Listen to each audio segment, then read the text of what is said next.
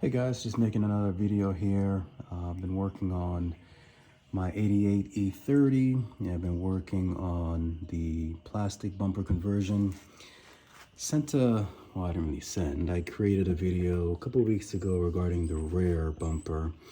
Now that I'm working on the front bumper, just kind of wanted to give you guys an update for those of you that might be doing this. So I have an 88, and the 88s do come with the late model valence, so a little less work on my part, but here's the update that I wanted to give you guys.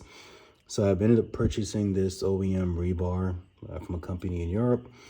Same with the back. Now here's what I've learned after doing some research.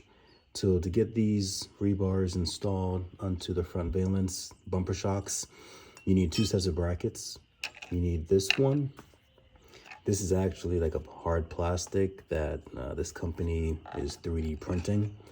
And you also need this bracket, all right?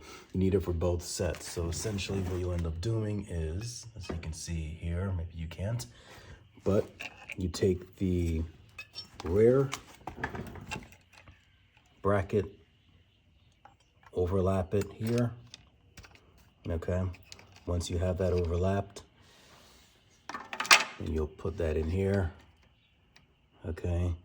And this is the bottom, this is the top, this being the bottom. This is where the big bolt goes through into the shock, all the way through into this nut.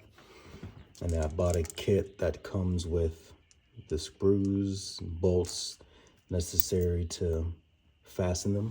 And when you're done, they look like that. All right, so for those of you looking to do the plastic conversion, good luck finding all these items. They are available. A lot of them are on eBay. So good luck. Any questions, shoot me a comment.